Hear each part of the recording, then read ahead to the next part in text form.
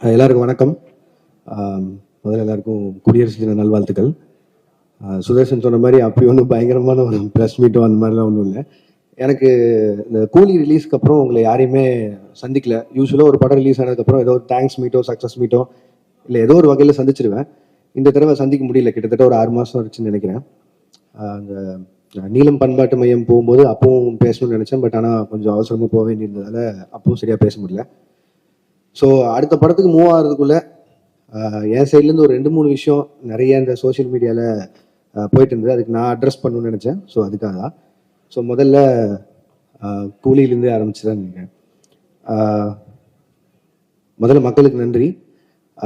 35 நாள் கிட்ட கூலி தியேட்டரில் ஓடிச்சுன்னு நினைக்கிறேன். நான் வசூல் அதை பற்றி பேச விரும்பல. ஒரு லாபகரமான படம்னு சன் பிக்சர்ஸ் சொன்னாங்க. அண்ட் 1000 விமர்சனங்களை தாண்டி அந்த படம் 35 நாள் ஓடுனதுக்கும் இல்லை இவ்வளோ தூரம் வசூல் பண்ணதுக்கும் மக்களுக்கு மிகப்பெரிய நன்றி. அண்ட் பத்திரிகையாளர்களுக்கு நன்றி. அண்ட் யூடியூபர்ஸ் எந்தெந்த வகையில் அந்த படத்தை பற்றி பேசினாங்களோ, மீம் கிரியேட்டர்ஸ், ரிவ்யூவர்ஸ், கிரிட்டிக்ஸ் எல்லாருக்குமே ஒரு மிகப்பெரிய நன்றி. அதில் வந்து கிரிட்டிக்ஸ் வந்து நிறைய விஷயங்கள் என்னை யோசிக்க வச்சுருக்கு. எப்படின்னா, ஸோ இதுதான் எங்கிட்ட இருந்து எதிர்பார்க்குறாங்க, இந்த மாதிரி கதை சொல்கிறது தான் எதிர்பார்க்குறாங்கிறது வரைக்கும் நிறைய விஷயம் நானும் அதில் லேர்னிங்காக எடுத்திருக்கேன். அண்ட் அதை என்னோட அடுத்தடுத்த படங்களில் அவ்வளோ தூரம் விமர்சனங்கள் இல்லாத படங்களை தர முயற்சி செய்வேன். நன்றி. அண்ட் அதுக்கடுத்து ரஜினி சார், கமல் சார் படம், அதை பற்றியும் நிறைய விமர்சனங்கள் போயிட்டு இருந்தது. என்ன எது கிளாரிட்டி இல்லாமல் அதை பற்றியும் என் சைட்லேருந்து ஒரு கிளாரிட்டி கொடுத்துணும்னு ஆசைப்பட்டேன். கூலி ரிலீஸ் ஆகிற டைமில் 2 பேருமே மீட் பண்ணேன். அண்ட் 2 பேருமே இந்த மாதிரி ஒரு படம் பண்ணலான்னு சொன்னாங்க.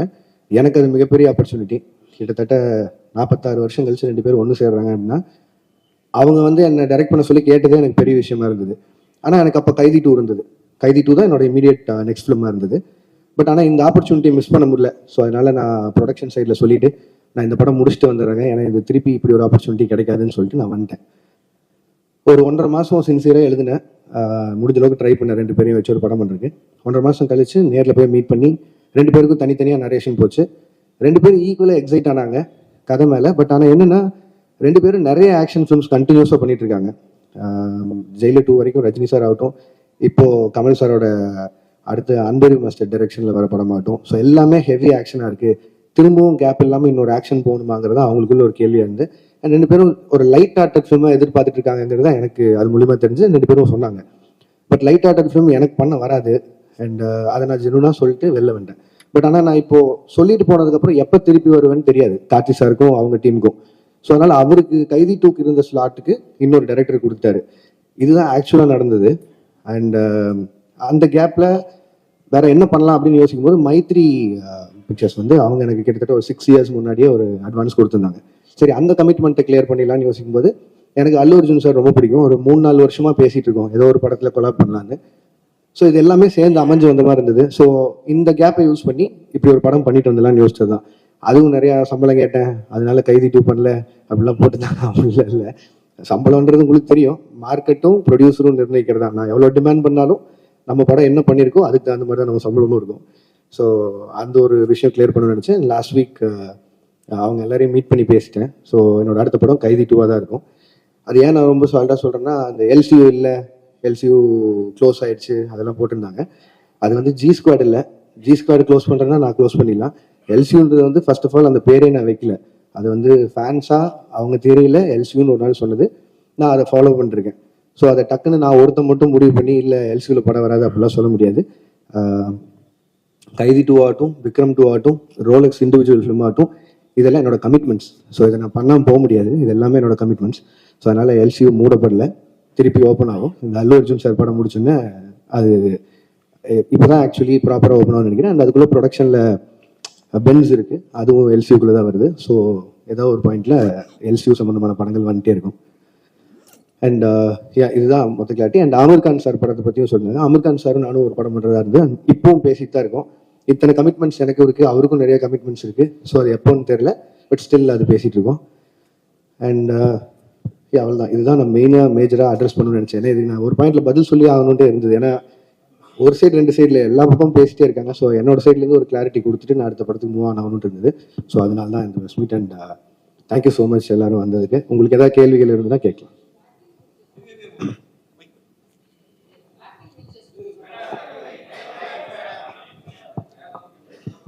வாழ்த்துக்கள். Thanks ma'am. ஆக்டிங் வெஞ்சர்ஸ் பத்தி பேசவே இல்லையே. அதான் மேம் இப்போதான் ஆரம்பிச்சிருக்கு, ஒரு 2 ஸ்கெடியூல் முடிஞ்சிருக்கு.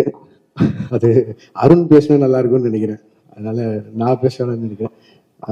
இன்னொரு 25 டேஸ் பேலன்ஸ் இருக்கு. அந்த படம் ஷூட் முடிச்சுட்டு நான் அடுத்து அல்லு அர்ஜுன் சார் படத்துக்கு மூவ் ஆயிடும். லோகேஷ் சார், உங்களுக்கு நடிக்கிறது ஈஸியா இருக்கா, டைரக்ஷன் பண்றது ஈஸியா இருக்கா? எல்சியூல தனுஷ் சிந்துலாம் சேர்த்துக்கு வாய்ப்பு இருக்கா சொல்லுங்க. ஏன்னா இவ்வளோ கேள்வி நடிக்கிறது அவ்வளோ ஈஸியாக இல்லைங்க, கஷ்டமாக தான் இருக்கு எனக்கு தெரிஞ்சு. அதான் நான் புதுசாக ஏதாவது கற்றுக்கணும், சும்மா இருக்க டைம் இப்படி ஏதாவது செலவு பண்ணணும்னு சொல்லி பார்த்து தான். அண்ட் அருணுக்கு எனக்கு கம்ஃபர்ட் இருந்தது, ஃப்ரெண்டு வேற. ஸோ அதனால ஈஸியாக அந்த படம் பண்ணி முடியும்னு நினச்சேன். பட் ஆனால் அவ்வளோ ஈஸி இல்லை, கஷ்டம் தாங்க அது. திருப்பி அது கன்டினியூ பண்ணுவோம்னா இல்லையா தெரியல. இப்போ சொன்னேன்ல இவ்வளோ லைனப் இருக்கு, ஸோ அதெல்லாம் பண்ணணும். ஸோ தெரியலங்க. Lokesh. Hello. Yes sir.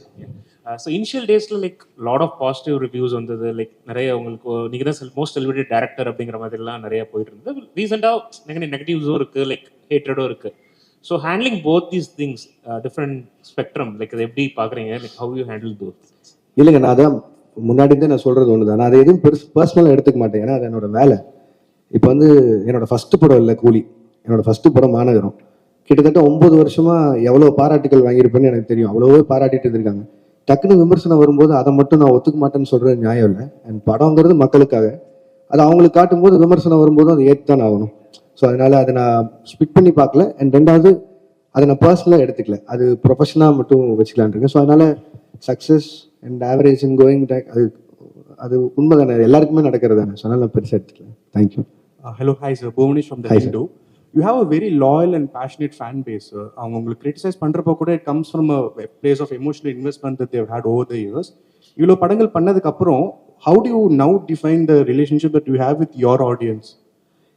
இல்லைங்க, அவங்க ஜெனுவனா பேசுறதுல it is not just criticism, but அதுல ஏதோ ஒரு அக்கறை இருக்குன்னு நான் பாக்குறேன். இப்போ நான் எக்ஸாம்பிளா தான் சொல்றேன், ஒரு 10 ஃப்ரெண்ட்ஸ் இருக்காங்கன்னு வைங்களேன், அது எல்லாமே சரி சரின்னு சொல்லிட்டு யாரோ ஒருத்தர் மட்டும் இல்லடா நீ செய்யற தப்புன்னா அவன் உண்மையிலேயே ஃப்ரெண்டுன்னு நினைக்கிறேன். அந்த லாயல் பேஸ் ஆஃப் ஃபேன்ஸாக இருக்காங்க நான் நினைக்கிறேன். ஸோ அதனால I'm very happy about that. Sir Akshay from the new Indian express. நீங்கள் ஒரு ஃபியூ இயர்ஸ்க்கு முன்னாடி வந்து சொல்லியிருந்தீங்க, இந்த மாதிரி எனக்கு ப்ராஜெக்ட்ஸுக்கு நடுவில் வந்து கொஞ்சம் ஸ்பேசிங் பண்ணணும், so that I can write அப்படின்ற மாதிரி சொல்லிட்டு. இப்போ நீங்கள் அடிஷ்னலாக வந்து ஆக்டிங்கும் பண்ணுறீங்க. So doesn't that defeat the purpose? இல்லைங்க, அப்படி பார்த்தா I can take lot of breaks. But பிரச்சனை என்னன்னா, இப்போ சொன்ன இந்த கமிட்மெண்ட்ஸ் எல்லாம் இருக்குல்ல, இது எல்லாமே ஒரு டைம் லைன்ல இப்படி போகும்னு நினைச்சு பண்றோம். அது நடக்காம போகும்போது நம்மளுக்காக வெயிட் பண்ற ஹீரோஸ் இருக்காங்க, நமக்காக வெயிட் பண்ற ப்ரொடியூசர்ஸ் ஆயிடுறாங்க. ஸோ அதுல நிறைய அவங்களோட ஃபண்ட்ஸ் இன்வால்வ் ஆகுது. ஸோ என்னோட பிரேக்ஸ் வந்து அதுல அப்படி ஆகாது. அண்ட் இது நான் மெயினா பண்ணணும்னு நினைச்சது காரணம் என்னன்னா, ஆஃப்டர் கூலி ஐ நோ ஐ டேக் ஒரு 7-8 months பிரேக்னு சொல்லி. ஸோ அந்த கேப்ல ஒன்று பண்ணலாம்னு யோசிக்கும் போதா, அண்ட் அருண் எக்ஸ்பிளைன் பண்ணும்போதும் இந்த ஃபிலிமுக்கு ஒரு 60 days போதும் அப்படிங்கிற மாதிரி இருந்தது. ஸோ அதனால என்னால் ஈஸியாக பண்ணிட முடியும். எதிர் வேற எங்காவது ஒரு வெக்கேஷன் போகிறதுக்கு பதிலாக இதில் போனால் கொஞ்சம் அப்சர்வ் பண்ணலாம், கற்றுக்கலாங்கிற ஒரு பாயிண்ட் தான். பட் இப்போ நம்ம ஏற்கனவே எழுதி வச்சிருந்த கதைனா அவ்வளோ ஒர்க் பண்ண தேவையில்லை. ஐ மீன் மற்ற இப்போதைக்கு அதை எவ்வளோ தூரம் கான்டெம்பரரி அடாப்ட் பண்ண முடியுமோ அதுக்கு மட்டும் பண்ணிட்டு போயிடலாம். புதுசாக போய் ஃப்ரெஷ்ஷாக ஒரு கதை எழுதணும்னா பிரச்சனை தான். ஸோ இந்த வயசில் ஓடி பார்த்தலாங்க தான். Lokesh, Yes, ma'am. Abhirami from Dinamalar. Hi, ma'am. First of all, thanks and appreciation for this clarification. ஏன்னா இந்த கிளாரிஃபிகேஷன் இல்லாமல் நிறைய உங்களை பற்றி போயிட்டே இருந்தது. Welcome ma'am. Thank you so much for that. இப்போ நீங்கள் ஆக்டிங்கில் மறுபடியும் இது டிரெக்ஷன் ஆக்டிங்க்கு வந்திருக்கீங்க. To you have any idea to extend this acting? ஏன்னா இப்போ 2 ஸ்கெடியூல் முடிச்சிருக்கேன்னு சொல்லியிருக்கீங்க. ஸோ திரும்ப ஆக்ஷன் பண்ணலாமா, நடிக்கலாமா, இல்லை நீங்கள் டிரெக்ஷனுக்கே திரும்பி போயிடலாம் அப்படின்னு முடிவு? இல்லை மேம், திரும்பி போகிறதுக்கான விஷயமே இல்லை. இடையில ஸ்கூலில் லீவ் விட்ட மாதிரி தான், அந்த கேப்பில் ஓடி போய் நடிச்சுட்டு. பட் ஆனால் என் ப்ரொஃபஷன் டைரக்ஷன் தான் மேம், நான் அதில் தான் இருக்க போகிறேன். இதே மாதிரி திருப்பி ஒரு 6 மாதம் படங்களுக்கு நடுவில் கேப் வந்து ஒரு சின்னதாக யாராவது ஒரு கதை எடுத்தால் நடிக்கலாமா. பட் இப்போதைக்கு அந்த எண்ணெல்லாம் இல்லைங்க. அருண் படம் முடிச்சுட்டு டைரக்ஷன் போகும். Thank you ma'am. சார், அல்லு அர்ஜுன் படம் இரும்பு கை மாயாவி. சார், இரும்பு கை மாயாவி அந்த கதை தான் அல்லு அர்ஜுன் பண்றேன். இல்லை சார், அது வந்து இப்போதான் அனௌன்ஸே பண்ணியிருக்காங்க சார் அந்த படத்தை பற்றி. ரெண்டாவது அவங்க ப்ரொடியூசர் சார்பாக அவங்க சைட்லேருந்து வர அனௌன்ஸ்மெண்ட் வர வரைக்கும் மட்டும் வைக்கலாம். இப்போதைக்கு ஒரு படம் பண்ணுறோம். Sir Lokesh sir. Yes sir. Sir, அதாவது கூலி படம் ரிலீஸ்க்கு முன்னால் நீங்கள் சில இன்டர்வியூஸ்லாம் கொடுத்தீங்க, அதை வந்து ஆடியன்ஸ் பாயிண்ட் ஆஃப் வியூவில் வந்து அது ஒரு எக்ஸாஜரேஷன்னு நினச்சிட்டு அதை பற்றி சோஷியல் மீடியாவில் வந்து உங்களை பற்றி நெகட்டிவிட்டியோட பேச ஆரம்பிச்சாங்களான்ற மாதிரி தான் தோணுது. அது உண்மையிலே என்ன தான் நடந்துச்சு சார்? நீங்கள் சொன்னது என்ன, செஞ்சது என்ன, மக்கள் மத்தியில் எப்படி போய் சேர்ந்துச்சு சார்? இப்போ நான் சொன்னாலும் திருப்பி அதான் நடக்க போகுது சார். நான் வந்து ஒரு படத்தோட கலெக்ஷனை பேஸ் பண்ணி ஒரு படம் பண்ண முடியாதுங்கிறது அது என்னோட ஐடியாலஜி. சினிமாவை நான் 1000 கோடி சம்பாரிச்சு காட்டுறேன்னு ஒரு படம் எழுதவே முடியாது. நான் அதான் முன்னாடியும் சொல்கிறேன். பட் ஆனால் என்னன்னா, நம்ம டெக்னீஷியன்ஸும் நம்ம கூட இருக்கவங்க யார் எவ்வளோ சொன்னாலும் அவங்க அந்த படத்து மேலே இருக்க எக்ஸைட்மெண்ட், ரஜினி சார் மேலே இருந்த எக்ஸைட்மெண்ட், அவ்வளோ ஸ்டார்ஸை பார்த்த எக்ஸைட்மெண்ட்டில் இந்த 1000 கோடிங்கிற பிரச்சனையை ஆரம்பிச்சிருவாங்க ஸ்டார்டிங்லேருந்து. இப்போ அதனால 500 கோடிக்கு சம்பாரிச்ச படம் கூட இப்போ வந்து நான் பதில் சொல்கிறது ஆயிடுச்சு. கிரிட்டிசிசம் அதெல்லாம் வெட்டலாம். பட் ஆனால் கொடுத்த இன்டர்வியூஸுமே சரி, நான் அதை ரொம்ப ஸ்ட்ரெஸ் பண்ணியே சொல்லிட்டு இருந்தேன். இந்த மாதிரி 1000 கோடிங்கிறத ப்ரெஷரைஸ் பண்ண வேணாம், அப்படி ஒரு படமாக எக்ஸ்பெக்ட் பண்ணாதீங்க. ஒரு commercial film Rajini sir enjoy பண்ணுற மாதிரி ஒரு படம் இருக்கும் தான் நான் முன்னாடி இந்த எல்லா இன்டர்வியூலையும் சொன்னேன். பட் எனக்குமே வந்து ஏதோ ஒரு பாயிண்ட்ல ஒரு டிரான்ஸ்பரன்சி, ஒரு அளவை மெயின்டைன் பண்ணுங்கிறது நான் இந்த படத்துல இருந்து என்னோட லேர்னிங்காக இருக்க போகுது. ஏன்னா எவ்வளோ பேசினா போதும். ஏன்னா நான் ரொம்ப கனெக்ட் ஆகி நிறைய ஃப்ரெண்ட்ஸோடு உட்காந்து பேசுகிற மாதிரி பேசிடுறேன். அது வந்து ரொம்ப எக்ஸாஜரேட் ஆன மாதிரி ஆயிடுது. ஸோ படம் ரிலீஸ்க்கு அப்புறம் அதுவே எனக்கு பேக் ஃபயர் ஆகிற மாதிரி ஆயிடுது. ஸோ நான் இதுக்கு மேலே வரும்போது கொஞ்சம் டிரான்ஸ்பரன்சி மெயின்டைன் பண்ணிக்கணும்னு நினைக்கிறேன். சார், இதோட கண்டினியூஷனாக நான் கேட்குறேன். It is not only because of you. நீங்கள் ஒருத்தர் கொஸ்டின் இருந்து நிறைய செலிபிரிட்டிஸ்க்கு வந்து இந்த ஐடி விங் ஆட்டம் வச்சிருக்காங்க sir. They have a social media team ஆட்டம். அந்த டீமுவை அட்மினிஸ்ட்ரேட் பண்ணுறவங்க வந்து அவங்க போடக்கூடிய சில ட்வீட்ஸோ இல்லை சோஷியல் மீடியாவில் போடக்கூடிய பதிவோ இட் பிகம்ஸ் அ பேக் ஃபயர்ன்ற மாதிரி ஆயிடுது. ஏன்னா உங்களை பற்றி நீங்கள் சொல்லாதே எக்ஸாஜரேட் பண்ண மாதிரி ஒரு படம் வந்து உங்களன்னு சொல்லலை, இன் ஜென்ரல் நான் ஆஸ்கிங். ஒரு படம் ரிலீஸ்க்கு முன்னாடி இது வந்து 500 கோடி கலெக்ஷன் ஆகும், 1000 கோடி கலெக்ஷன் ஆகும்னு அந்த ஐடி விங் போடுறதுனால கடைசியில் அது வந்து 200 கோடி தான் ஆச்சா, அது அப்படியே ட்ராபேக் ஆகிடுது. அது எப்படி பார்க்கணும் சார்? அது நான் எப்படி சார் சொல்ல முடியும்? இது வந்து அது ஃபேன்ஸே நீங்கள் தடுக்க முடியாது. அண்ட் சோஷியல் மீடியா இன்னைக்கு உங்களுக்கு எவ்வளோ தூரம் தடுக்க முடியாத ஒரு சக்தி ஆயிடுச்சு. அது நீங்கள் ரிவ்யூஸோ எதுவுமே எல்லாமே அவங்கவுங்களோட எண்ணம். அவங்க காசு கொடுக்குறாங்க, படம் பார்க்குறாங்க, இன்னும் அதை பற்றி போடுறாங்க. அவங்களுக்கு இருக்கிற ஒரு படத்து மேலே இருக்க எக்ஸைட்மெண்ட்டை வச்சு போகிறாங்க. அவங்களுக்கு அந்த எக்ஸைட்மெண்ட் குறைஞ்சிருச்சுன்னா எங்களுக்கு இங்கே வேலையே இல்லை. ஸோ அதனால் அவங்க எக்ஸைட்டடாக இருக்கிறத நம்ம தப்புன்னு சொல்ல முடியாது. அட் த சேம் டைம் இது நீங்கள் சொன்ன மாதிரி இந்த ஐடி விங் வச்சு பேசி எனக்கு அதில் எப்படி நம்பிக்கை இல்லைன்னா, இல்லை எனக்கு புரியுது சார், எனக்கு புரியுது சார். ஒரு படம் நல்லா இருந்ததுன்னா யாருமே தடுக்க முடியாதுன்னு நான் நினைக்கிறேன். நான் அதை ரொம்பவும் நம்புகிறேன். நான் உதாரணமாக மற்ற படங்கள் எடுக்காமல் என் படத்தை எடுத்துக்கிறேன். மாநகரம் ரிலீஸ் ஆகும்போது யாருக்குமே அங்கே அடையாளமே கிடையாது, சந்தீப் ரஜினி தான். பட் அந்த படத்தை கொண்டு போய் சேர்த்தது நீங்கள் தான். அன்றைக்கி 50 நாள் ஓடிச்சு. அப்போ அதுக்கு நல்லா இருக்குங்கிற மாதிரி தான் ஏதோ ஒரு நம்பிக்கையில் போய் அந்த படத்தை போய் பார்த்தாங்க. ஸோ அதனால அதுக்கப்புறம் எல்லாரும் ஸ்டார்ஸ் கூடயும் வேலை செஞ்சுட்டேன். அவங்களோட போஸ்டர்ஸ் வச்சாலே படம் போயிடும். பட் ஆனால் யாருமே இல்லாமல் ஒரு போஸ்டரில் இருக்கும்போது கூட மக்கள் வந்து பார்த்தாங்க. ஸோ ஒரு படம் நல்லா இருக்குன்னா இது எதுவுமே தடுக்காதுங்கிறது நான் நம்புறேன் சாலிடா. சார் லோகேஷ் சார், இப்போ உங்களோட ஃபியூச்சர் ப்ராஜெக்ட்ஸ் பற்றி நிறைய வந்துட்டு இருக்கு செய்திகள். அப்படி ஒன்று வந்தது தான் ஹிந்திக்கு போயிட்டு நீங்கள் அமீர் கானோட பண்ண போறீங்க அப்படின்னு சொல்லிட்டு, அது ஃபியூச்சரில் மெட்டீரியலைஸ் ஆகிறதுக்கு வாய்ப்பு இருக்கா சார்? ஒரு 3-4 தடவை மீட்டிங் போச்சு. எனக்கு அவர் சின்ன வயசுலேருந்து ரொம்ப பிடிக்கும், ஒரு பெரிய ஃபேன் தான். அண்ட் அவரும் வந்து என் ஒர்க் ரொம்ப பிடிச்சதுன்னு சொல்லி தான் அவர் கூலிலேருந்து படம் பண்ணணும்னு பேசுறாரு. பட் ஆனால் நான் சொன்னேன் சார், இங்கே இவ்வளோ கமிட்மெண்ட்ஸ் இருக்குது. அண்ட் சாருக்குமே அவருக்கும் நிறைய கமிட்மெண்ட்ஸ் இருக்குது. ஸோ இதே மாதிரி ஏதோ ஒரு டைம் லைனில் ஏதாவது மிஸ் மேட்ச் ஆகும்போதோ வேற ஒரு டைம் கிடைக்குதோ அப்படிங்கிறத பார்த்து தான் சார் பண்ண முடியும். பட் ஆனால் we are talking sir. Sir எனக்கு எல்லா ஹீரோஸ் கூட வேலை செய்யணும் சார், அவங்க எல்லாரும் கூடயும் பேசிட்டு தான் இருக்கேன். பட் ஆனால் டைம் லைன் தான் சார் பிரச்சனை. சார் இங்கே ஒரு கேள்வி சார், நீங்க டிசில பண்ணிட்டு இருக்கிறதா, டிசில இப்ப பண்ணிக்கிட்டு இருக்கீங்க. அதே மாதிரி ஜனநாயகன்லயும் ரிப்போர்ட்டரா பண்ணிட்டு இருக்கீங்க அப்படின்றதும் தகவல் வந்துச்சு. அது நீங்க எப்படி பாக்குறீங்க? அதுக்கப்புறம் 2 கேள்வி ஆரம்பிச்சிடறேன். இந்த சென்சார் இஷ்யூ கூலிலையும் ஏ சர்டிபிகேட் வந்திருந்தது, ஜனநாயகன்லயும் அது பாதிக்கப்பட்டிருக்கு. அது எப்படி சார் பாக்குறீங்க இந்த 2 கொஸ்டின்? சார் டிசியில் அவன் சார் பண்ணிருக்கேன். அது அருண் மாதேஸ்வரன் படம். இது வந்து ஹெச் வினோதனாவும் விஜயனாவும் ஒரு நாள் கூப்பிட்டாங்க. ஸோ அது கேமியா பண்ணேன். அது அவ்வளோதான் என்னால் சொல்ல முடியும். அதுக்கு மேலே அவங்க பேசிங்க. அண்ட் ரிகார்டிங் சென்சார் போர்ட், நான் கூலி சொல்லணும்னா அதுக்கும் நிறைய விமர்சனம் வந்தில்ல, ஏன் ரஜினி சார் ஏ சர்டிஃபிகேட் அப்படின்னு சொல்லி. ஏ சர்டிஃபிகேட் வாங்கணும்னு போல எனக்கு என்ன ஆச்சுன்னா, சென்சார் போர்டில் ஃபர்ஸ்ட் சென்சார் பண்ணி முடிச்சோன்னே தி அட்வைஸ் வித் 35 கட் சொன்னாங்க. அப்புறம் ஒரு 9 மியூட்ஸ் இருந்தது. மியூட்ஸ் கூட ஓகே, எனக்கு பிரச்சனை இல்லைன்னு சொல்லிட்டேன். பட் 35 கட்டுங்கிறது வந்து என்னால் அன்றைக்கி ஏற்றுக்க முடியல. இப்போ படம் ரிலீஸ் ஆனதுக்கப்புறம் ஆல்ரெடி நிறைய இடங்கள் புரியலன்னு சொல்லி சொல்கிறாங்க. மேபி அது ஐல் டேக் த பிளேம். நிறைய இடத்துல நான் புரிய வச்சிருக்கணும். பட் ஆனால் அதையும் மீறி 35 கட் அப்படின்னா அது படமாகவே இருந்திருக்காது. இன்னும் நீங்கள் வந்து ஒரு ஒரு ஒரு கம்ப்ளீட்டட் ஃபிலிம் வித் ஏ சர்டிஃபிகேட்டா இல்லை ஒரு இன்கம்ப்ளீட் ஃபிலிம் வித் யூபிஏ சர்டிஃபிகேட்டாங்கிற மாதிரி தான் இருந்தது. அண்ட் இமீடியட்டாக அது நான் ஒருத்தர் எடுக்க முடியிற கால் இல்லை, ஏன்னா அது எத்தனை கோடி இன்வெஸ்ட் பண்ணிட்டாங்கன்னு உங்களுக்கு தெரியும். ஸோ நான் ப்ரொடியூசர்கிட்டையும் பேசினேன், ரஜினி சார்கிட்டையும் பேசினேன், அண்ட் எல்லாரும் பேசி முடிவு பண்ணி வி அப்ளைட் ஃபார் ரீசென்சார். உடனே ரீசென்சார் அப்ளை பண்ணோம். ரீசென்சாரில் அடுத்த பேனல் பார்த்துட்டு திருப்பியும் அதே 35 கட்டு அட்வைஸ் பண்ணாங்க. பட் அட்வைஸ் பண்ணுறதை தாண்டி ரீசென்சாரில் எனக்கு சொன்னது என்னென்னா, தீமேட்டிக்காகவே இது அதாவது பிணங்களை எரிக்கிறதும் இந்த மாதிரி பண்ணுறதுங்கிறதும் தீமேட்டிக்காகவே எனக்கு இந்த மாதிரி பண்ணணும். அண்ட் எங்களுக்கான ரிலீஸ் டைம் இருக்குது. அண்ட் எனக்கு அந்த படத்தை எந்தையுமே விஷுவலாக கட் பண்ணிட வேணாம், இது எல்லாத்தையும் மனசில் வச்சுட்டு ரஜினி சாரோட அட்வைஸை எடுத்துட்டு அண்ட் தென் வி டிசைடட். ஏன்னா ஒரு ஏ சர்டிஃபிகேட் வந்ததுனால மட்டுமே ஒரு 40-50 கோடி வருமானத்தில் லாஸ் இருக்க மாதிரி இருக்கும். பட் ஆனால் அது சன் பிக்சர்ஸ் எனக்கு கொடுத்த ஃப்ரீடம், ரஜினி சார் எனக்கு கொடுத்த ஃப்ரீடம், லோகேஷ் உங்கள் காலாக இருக்கட்டும், உங்களுக்கு என்ன தோணுதோ பண்ணுங்கன்னு. நான் ஒரு கம்ப்ளீட் ஃபிலிமாக இருக்கணும்னு சொல்லி தான் ஏ சர்டிஃபிகேட் கொடுத்துக்கிட்டது. இல்லைன்னா ஆப்வியஸாக இன்னும் கொஞ்சம் அதிகமாக சம்பாதிக்க போகுதுன்னா நான் வேணான்னு தான் சொல்லியிருப்பேன். பட் இதுதான் ஆக்சுவலி நடந்தது. அண்ட் ரிகார்டிங் ஜனநாயகன் இடத்துல நீங்கள் வினோத நாடு தான் கேட்கணும், நான் சென்சாருக்குள்ளே போகல, அதனால தான் சொல்ல முடியும். Thank you sir. எங்கள் கேள்வி, ஒரு இயக்குனராக இருந்து நடிகர்களை இயக்குனதுக்கும் இப்போ நீங்களே வந்து ஒரு நடிகராக மாறினதுக்கும் என்ன வித்தியாசம் தெரியுது? இப்போ உங்களுக்கு வந்து நடிகராக இருக்கிறது சுகமாக இருக்கா? இப்போதான் உங்களுக்கு நாங்கள் சொன்னேன், ஆனால் உங்களுக்கு தமிழில் வேணும். சுகமாலாம் இல்லை, நல்லா இல்லை, கொஞ்சம் கஷ்டமாக தான் இருக்குது. டைரக்ஷன் நம்ம தெரிஞ்ச வேலை செய்யறதுக்கும் தெரியாத வேலை செய்யறதுக்கும் வித்தியாசம் தான். சார், மீனாட்சி சுந்தரம், உங்க படங்கள்ல நிறைய வன்முறை இருக்கு, வெட்டு குத்து ரத்தம் குரூரெல்லாம் இருக்கு. இது வந்து சமூகத்துக்கு நல்லது இல்லை.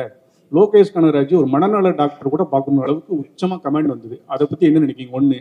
ரெண்டாவது, ஜனநாயகன் நீங்க மலேசியா எல்லாம் போய் விஜய் சாருக்கு நிறைய சப்போர்ட் பண்ணீங்க, சினிமா வாழ்க்கைக்கு அண்ணன் நீங்க. அடுத்து இந்த ஏப்ரல் மே பிரச்சாரத்துக்காக போவீங்களா? அந்த வகையிலும் சப்போர்ட் இருக்குமா? காலையில நேரம் ஏன்னா சொல்லுங்க. இல்லைண்ணா, அந்த வன்முறை இது வந்து ஆனால் இப்போ நான் வந்து ஒரு சினிமா டைரக்டர் ஆகணும்னு நினச்சி வரும்போது, நான் சின்ன வயசுலேருந்து என்ன படங்கள் பார்த்து வந்தனோ, நான் ஒரு ஆக்ஷன் ஃபிலிம் டைரக்டர் ஆகணும்னு தான் வந்தேன். நான் தேவர்மன் விருமாண்டியெல்லாம் பார்த்தா வந்தேன். நான் மனநல மருத்துவமனைக்கெல்லாம் போகல, நான் டைரக்டர் ஆகணும்னு முடிவு பண்ணி தான் இங்கே வந்தேன். அண்ட் இப்போ அதையும் தாண்டி இப்போ கில்பில் ஆகட்டும், வெளிநாட்டு படங்கள் பார்த்தா அதுக்கும் ஆஸ்கர்லாம் கிடைக்குது, அதாவது ஆக்ஷன் படங்களுக்கு. ஸோ இப்போ நம்ம இந்த இந்த ஜென்ரேஷனில் இருக்கவங்க எல்லாருமே கம்பேர் பண்ணுறதே வந்து கேம் ஆஃப் த்ரோன்ஸ் பார்க்குறாங்க, பிரேக்கிங் பேட், டெக்ஸ்டர் எல்லாத்தையும் பார்த்துறாங்க. ஸோ இதுலேயே 10 வருஷம் ஆயிடுச்சு இதெல்லாம் வந்து. அப்போ என்னென்னா, அவங்க ஆன் பார் நாங்கள் பார்க்குற இந்த வெப் சீரிஸ் அளவுக்கு இருக்கா அப்படிங்கிறதா கம்பேரிசன் வைக்கிறாங்க. அதுக்காக வயலன்ஸ் பண்ணி ஒரு படத்தை பண்ணுறது மட்டும்தான் ஹாலிவுட் லெவலுக்கு கம்பேர் பண்ணுறதுன்னு நான் சொல்ல, அதையும் காரணமாக வைக்கிறாங்க. ஒரு 2.5 மணி நேரம் நீங்கள் தேட்டருக்குள்ளே வந்ததுக்கு நான் உங்களை என்கேஜாக வச்சுக்கணும்னு நினைக்கிறதே எனக்கு அவ்வளோ பெரிய சேலஞ்சாக இருக்குது. இதில் இந்த சோகால் வயலன்ஸ், நான் வயலன்ஸ்லேயே சொல்ல விரும்புகிறேன், அது ஒரு ஆக்ஷன் படம். எப்படி ஜாக்கி சானை பார்த்தோம், எப்படி ப்ரூஸ்லி பார்த்தோம், அர்னால்டு பார்த்தோம், இப்படிலாம் பார்த்தா வந்தோம். அதுக்கப்புறமா ரஜினி சார் பார்த்தோம், நம்ம ஊர்லேயே கமல் சார் பார்த்தோம், எல்லா ஆக்ஷனும் விஜயகாந்த் சாரோட ஒன்று தேட்டரில் விடாமல் பார்த்தோம். இதெல்லாம் தான் ஒரு ஆக்ஷன் டைரக்டர் ஆகணும்னு மாற்றுறது. இது எப்படின்னா, இப்போ வந்து ஏதோ ஒரு பக்கம் பார்த்துட்டு இந்த மாதிரி நீங்கள் சொன்ன மாதிரி இன்ஃப்ளூயன்ஸாக இப்படி பண்ணுறாங்க அப்படின்னா, அது அவ்வளோ ஈஸியாக அப்படி சொல்லிட்டு கடந்து போகிற விஷயம் இல்லை தானே. ஒரு தப்பு நடக்குது, அதுக்கு இந்த டைரக்டரோட படம் தான் காரணம்னு சொல்லிட்டா அது அவ்வளோ ஈஸி இல்லைண்ணே. இப்போ எனக்கு ஒரு பொறுப்பு இருக்கணும்னு சொல்கிறீங்களே, இருக்கு, சமூக பொறுப்பு இருக்குது, ஓகே, நான் வயலன்ஸ் கம்மியாக, பார்க்குறவங்களுக்கும் அந்த பொறுப்பு இருக்கணும் இல்லைண்ணே. அப்புறம் எதுக்குன்னு படிக்கிறோம், எதுக்கு இத்தனை பேர் அப்பா அம்மா வளர்த்து எவ்வளோ பேர்கிட்ட அட்வைஸ் கேட்குறோம், எல்லாருமே இருக்குல்ல. ஸோ அது ஈஸியாக கடந்து போகிற விஷயமே இல்லைன்றேன். அதையும் மீறி உங்களை ஒரு சினிமா ஒரு 2.5 மணி நேரம் பொழுதுபோக்கு படம் உங்களை மாற்றுதுன்னா, மனசார நம்ம எவ்வளோ வீக்காக இருக்கும். அப்போ நாளைக்கு எதில் வேணாலும் இன்ஃப்ளூயன்ஸ் ஆகும்ல, அது நம்ம தானே, நம்ம கையில் தானே இருக்குது. அதுக்கு அதை காரணம் காட்டிடக்கூடாதுன்னு சொல்கிறேன். 2 சைடும் பொறுப்பாக இருக்கணும்னு தான் நான் சொல்கிறேன். லோகேஷ் பிரச்சாரம் தானே இல்லைண்ணே, அரசியலுக்கு எனக்கு என்னென்ன ஒரு தேவதாஸ் படம் பண்றீங்க, தேவதாஸ்ல இந்த கெட்டப் தானா? ஏன்னா தேவதாஸ்னாவே தாடி வச்சுருந்தா வரணுமா? அதனால லோகேஷ் கனகராஜ் வந்து அது மாதிரி மென்ஷன் பண்றாங்களா? அதுக்கப்புறம் வந்து நீங்க நடிக்க போறேன்னு சொன்ன பிறகு எந்தெந்த ஆக்டர் வந்து உங்களை வந்து நடிக்காத, நீ டைரக்டே பண்ணுன்னு சொன்னாங்க? ரஜினி சார், கமல் சார் என்ன சொன்னாங்க? இல்லைண்ணே, இந்த ஃபர்ஸ்ட்டுக்கு லைன் ஆஃப் கேள்விக்கு வந்து அருண் தான் பதில் சொல்லணும். தேவதாஸ் தாடி வச்சிருக்கணுமா வச்சிருக்கூடாதா அதெல்லாமே அவன் தான் பதில் சொல்லணும். இது வந்து அவன் இப்படி வர சொன்னான், அதனால நான் இப்படி நடிச்சிட்டு இருக்கேன், அவள் தான் என்னால் பதில் சொல்ல முடியும். அண்ட் இல்லைண்ணா, நான் ரஜினி சார்கிட்ட போகிறதுக்கு முன்னாடி அவர் தெரியும் நான் நடிக்கிறேன். நான் இப்போ கூலியிலேருந்து வரும்போது அவர் வாழ்த்துக்கள் தான் சொன்னார், கமல் சார் வாழ்த்துக்கள் தான் சொன்னார். அண்ட் நான் விஜயநாட்ட பேசினேன், அவர் வாழ்த்துக்கள் சொன்னார். அண்ட் சேது நான் மீட் பண்ணும்போது பேசினேன். அவள் யாரார் அன்னைக்கு பார்க்குறோமோ அது மட்டும் தான் மீட் பண்ணி பேசணும். அண்ட் இன்னொரு கிளாரிட்டியும் கொடுக்கணும்னு நினச்சிருந்தேன். நீங்கள் இந்த ரஜினி சார் கமல் சாரை பற்றி பேசினால அவங்க 2 பேரை வந்து அன்ஃபாலோ பண்ணிட்டேன் ட்விட்டர்லேருந்து அப்படின்லாம் சொல்லியிருந்தாங்க. அவங்க 2 பேரும் எந்த இடத்துல இருக்காங்க, நான் அவங்க கூட ஒர்க் பண்ணதே ஒரு பாக்கியமாக நினச்சிட்டு இருக்கேன். நான் ஒரு ஊர்லேருந்து வந்து 2 பேரையும் டைரக்ட் பண்ணிட்டேங்கிறத. ஒரு 2 வருஷத்துக்கு முன்னாடி ஸ்க்ரால் பண்ணும்போது லைக் போட்டதுக்கே நான் எவ்வளோ பதில் சொல்கிறேன், தெரியாமல் லைக் பண்ணதுக்கு எவ்வளோ பதில் சொல்கிறதுன்னு எனக்கு தெரியும். இன்னைக்கு தேதிக்கு அப்படி யாராவது அன்ஃபாலோ பண்ணிட முடியுமா, இல்லை அது எப்படி பாசிபிளாக இருக்கும்? அது ஏன் நான் சொல்கிறேன்னா, இப்போ எங்கள் அம்மாக்கெல்லாம் வந்து ட்விட்டர்னு என்னன்னு தெரியாது, ஃபாலோ அன்ஃபாலோன்னு என்னன்னு தெரியாது. ஆனால் அவங்க எனக்கு ஃபோன் பண்ணி ஏன்டா Kamal sorry Rajini sorry unfollow பண்ணுறேன்னு கேட்குறாங்க. ஏன்னா நான் சொல்கிறது கூட நம்ப மாட்டாங்க, நீங்கள் சொல்கிறது தான் நம்புறாங்க. அதனால தான் நான் சொல்லிருக்கேன். அந்த மாதிரி அன்ஃபாலோ பண்ணுறதோ அப்படி எதுவும் இல்லை. அதையும் மீறி இந்த மாதிரி ஏதாவது சென்சிட்டிவான விஷயம் இருந்ததுன்னா என் சைட்லேயோ இல்லை என் டீம் சைட்லேயோ யாராவது கிட்ட கேட்டு கொஞ்சம் எழுதுனீங்கன்னா பேசுனீங்கன்னா நல்லா இருக்கும்னு நினைக்கிறேன். அதை வேண்டுகோளாக வச்சுக்கிறேன். மலேசியா போனதுக்கு அப்புறம் இங்கே தானே மலேசியா போனதுக்கு அப்புறம் உங்க டிவிக்கு அந்த விஜய் ரசிகர்லாம் உங்க வச்சு கொண்டாடுறாங்க. ஏன் கொண்டாடுறாங்கன்னு யோசிச்சு பார்த்தீங்களா? இல்லை புரியல, யோசிச்சுங்க.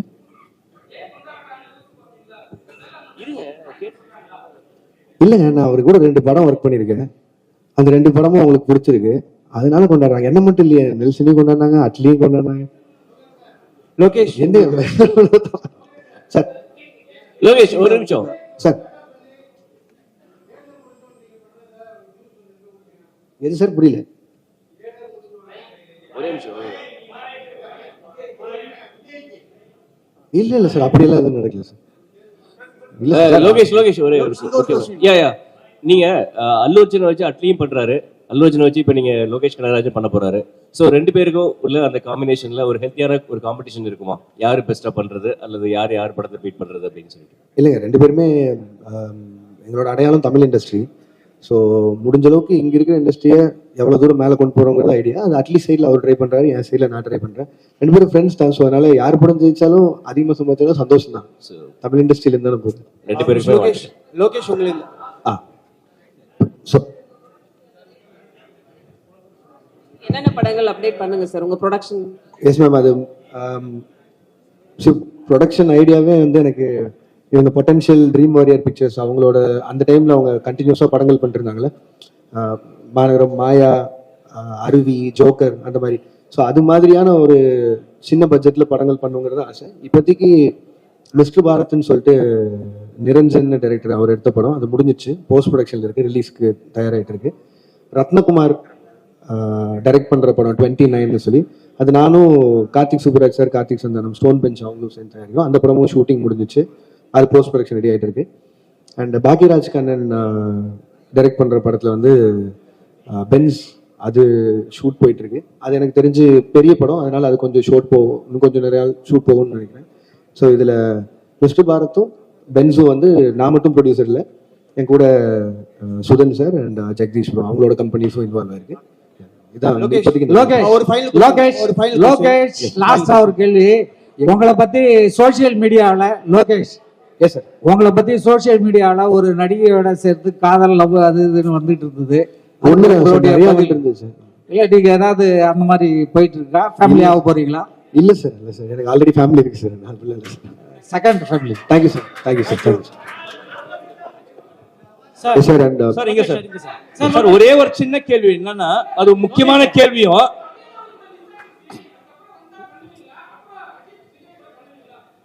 என்ன ஏங்க பண்ண மாட்டேன்னு சொல்ல போறேன், பண்ணதாங்க போறேன். லோகேஷ் ப்ரோ இல்லைங்க, அது மிஸ் ஆகுறது தாண்டி இல்ல, என்னால அப்படி ஒரு ஒரு அவங்க நான் ஆக்ஷன் படம் பண்ணணும்னு நினைச்சேன். பட் ஆனா அவங்க ஒரு லைட் ஹார்ட்டட் படம் கேட்டாங்க, என்னால பண்ண முடியல. அது அந்த டைம்ல இல்லை, கண்டிப்பா வேற யாராவது பண்ணுவாங்கன்னு நினைக்கிறேன். மக்கள் மத்தியில பேசப்படுற ஒரே ஒரு விஷயம் என்னன்னா, இப்ப சமீப காலமா வரக்கூடிய படங்கள்ல இருக்க இயக்குனர்கள் இன்க்ளூடிங் லோகேஷ் கனகராஜ் படங்கள்ல வந்து ட்ரக் அபியூஸ் நிறைய இருக்கு, போதை கலாச்சாரத்துக்கு முக்கியத்துவம் கொடுக்கறதா சொல்லி பரவலான பேச்சு சார். இது நிறைய டாக்டர்ஸ் பேசியிருக்காங்க, அதை பத்தி மக்கள் நிறைய பேர் சொல்றாங்க. இதை பத்தி உங்களோட கருத்து என்ன? அதே மாதிரி இந்த மாதிரி ட்ரக் யூசேஜை வந்து படத்துல வந்து பிக்சரைஸ் பண்றது நல்லதா? அந்த சீன்ஸை வச்சுதான் படங்கள் ஓடுமா? ஓகே சார், நான் எனக்கு ஒரு 2 நிமிஷம் கொடுத்தீங்கன்னா நான் எக்ஸ்பிளைன் பண்ண ட்ரை பண்றேன் சார். ஏன்னா இது ரொம்ப நாளா அந்த அலிகேஷன் சொல்லிட்டு இருக்காங்க சார். நீங்க சொல்ற பாயிண்ட் எனக்கு வேலிடா புரிஞ்சிச்சு. அது இப்போ சொசைட்டியில் நடக்கிற எல்லா விஷயத்தையும் பார்த்தா அது இருக்க மாதிரி. பட் ஆனால் நல்லா நோட் பண்ணி பாருங்க சார், நான் பண்ண எல்லா படங்கள்லையுமே ட்ரக்கு வந்து இப்படி எடுத்துக்கிட்டா இந்த மாதிரி ஆயிடலாம், சந்தோஷமா இருக்கலாம் அப்படின்னு நான் சொல்றேன். எங்கேயுமே நான் சொல்ல சார். நான் எனக்குன்னு நான் கமர்ஷியல் படமே பண்ணாலும் அதில் நான் எனக்குன்னு ஒரு சொசைட்டி கன்சர்ன் இருக்கு சார், அதை மீறி நான் பண்ணதில்லை. நீங்கள் மாநகரம் எடுத்துட்டீங்கன்னா அதில் கடைசியில் அவர் சொல்லுவார், மனுஷங்க செய்கிற தப்புக்கு ஊரை கொத்த சொல்லி எந்த தப்பும் இல்லைன்னு. கைதி எடுத்துட்டீங்கன்னா கார்த்தி சாரும் சரி, மரியம் ஜாட் சாரும் சரி, கடைசியில் இதை எத்தனையும் எரிச்சு தாண்டா போவோம், இந்த நாயகனால தான் உருப்படாமல் போகுதுங்கிற ஒரு வார்த்தையை சொல்லி தான் அதை மொத்தம் எரிப்பாங்க. நீங்கள் மாஸ்டரில் எடுத்துட்டீங்கனாலும் நான் இதே தான் சொல்லியிருப்பேன். அது எப்படி 18 வயசு கீழே இந்த உனக்கு ஆகல நீ தேட்டருக்குள்ளே போகாதன்னு சொல்ற முடியுதோ, எப்படி வந்து சாராயமும் பீடியும் அவன் கையில் கிடைக்குதுன்னு. கமல் சாரை வச்சு இந்த ட்ரக் ஃப்ரீ சொசைட்டிக்கான மரியாதை என்ன, அது இப்படி ஆச்சுன்னா என்ன ஆகுங்கிறத அவங்களுக்கு சொல்லியிருக்கேன். இது என்னன்னா, எனக்கு கிடைச்ச ஹீரோஸ் மூலியமா எவ்வளவு தூரம் உறக்க இதை சொல்ல முடியுமோ அதை நான் சொல்லிட்டே தான் இருக்கேன். அதை நீங்க சொல்லணும்னா ஒரு பாயிண்ட்ல இவ்வளோ ட்ரக்ஸ் இருக்குங்க. நான் கைதி படம் முடிக்கும் போது முதல்ல 900 கோடிக்கு ட்ரக்ஸ் மாட்டுமான்னு சொல்லியிருந்தாங்க. நான் ஷூட்டிங்ல இருக்கும்போதே 20,000 கோடிக்கு ஒரு ஊர்ல மாட்டுச்சு.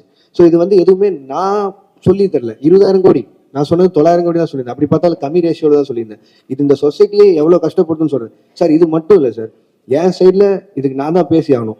வெறுமனே இப்படி சொல்லிட்டு போயிடலாம், கமர்ஷியலாக வந்துட்டான் ட்ரக்ஸை வச்சு படம் பண்ணான் இல்லை சார். எவ்வளோ தூரம் சே நோ டு ட்ரக்ஸ் கேம்பெயினுக்கு நான் சப்போர்ட் பண்ணிட்டு இருக்கேன்னு எனக்கு தான் தெரியும். என் சைடில் அவ்வளோ கேம்பெயின்ஸ் நடந்துட்டு இருக்கு. ஒவ்வொரு காலேஜாக போய் இது ப்ரொபகண்டா மாதிரியே பண்ணிட்டு இருக்கேன். ஒரு 15,000 ஸ்டூடெண்ட்ஸை ட்ரக்ஸை தொட மாட்டேன்னு பிளட்ஜ் எடுக்க வச்சிருக்கேன்.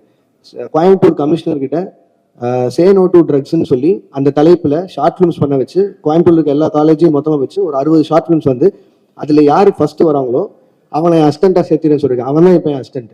ஸோ இது எல்லாமே என் சைட்லேருந்து நான் பண்ணிட்டு இருக்கேன் சார். இது வெறும் ஜஸ்ட் ஒரு சினிமாக்காக பண்ணணும் இல்லை, இது சொல்லணும்னு இருந்தது சொன்னேன். அண்ட் இப்போ நான் சொல்கிறேன், பெரிய ஹீரோஸை வச்சு சே நோ டு ட்ரக்ஸ்ன்னு சொல்கிறது நான் அது ஒரு கன்சர்ன், அது நான் சொல்லி தான் ஆகணும்னு நினச்சிருக்கேன். எஸ் சொல்ல நோ சொல்லிருக்கேன். அதை எல்லாரும் உறக்க சொல்கிறாங்க, ஹீரோஸும் சேர்த்து. இந்த எல்சியூ உருவானது தான் இதில் திட்டவட்டமாக கமல் சார் சொன்ன மாதிரி தான் ட்ரக்ஸு இந்த சொசைட்டிக்குள்ளே வேணான்னு தீவிரமாக எதுக்குற தீவிரவாதின்னு அவர் சொல்லியிருப்பார்ல, அதை தான் நானும் கமர்ஷியல் ஃபார்மேட்டில் சொல்ல ட்ரை பண்ணுறேன். பட் ஆனால் நான் என்ன சொன்னாலும் நல்லதை கேட்கவே மாட்டோம், நான் கெட்டதை மட்டும்தான் பார்ப்போம்னு சொல்லிட்டு தான் நானும் என்ன தான் சார் பண்ண முடியும். மேபி நான் பண்ணாமல் விட்டுறேன், அதனால பண்ணாமல் விட்டா சொசைட்டி மாறிடும்னா அது குட் தான், நான் அது பண்ண போகிறேன். Thank you sir.